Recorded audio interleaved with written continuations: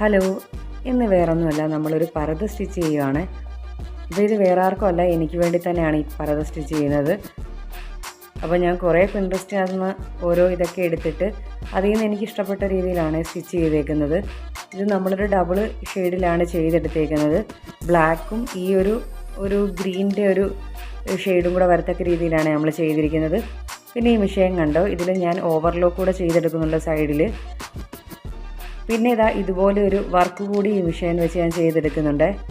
ഒരു ബോയുടെ ഡിസൈനാണ് ഞാൻ ഈ ഒരു സ്ലീവിൻ്റെ എൻഡിലായിട്ട് ചെയ്തെടുക്കുന്നത്. അപ്പോൾ സിക്സാഗിൻ്റെ ആ ഒരു സ്റ്റിച്ചാണ് നമ്മളിവിടെ കൊടുക്കുന്നത്. ഈ ഒരു മിഷീൻ കണ്ടോ, ഞാൻ കഴിഞ്ഞ ദിവസം വീട്ടിൽ പോയപ്പോൾ എടുത്തുകൊണ്ട് വന്ന മിഷീനാണ്.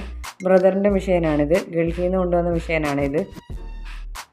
അപ്പോൾ ഇതൊക്കെ ചെയ്യാമെന്ന് പറഞ്ഞ് ഞാൻ എടുത്തുകൊണ്ട് വന്ന മിഷീനാണിത്.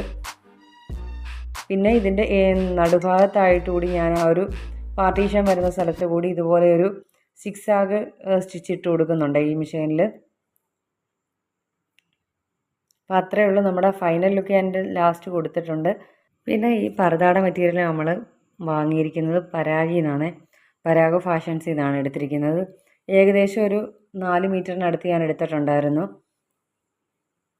പിന്നെ ഇതിൻ്റെ ആ ഒരു മെറ്റീരിയൽ റേറ്റ് എന്ന് പറഞ്ഞാൽ ഒരു മീറ്ററിന് ഏകദേശം 160 രൂപയൊക്കെ വരുന്ന റേറ്റിലുള്ള മെറ്റീരിയലായിരുന്നു ഇത്.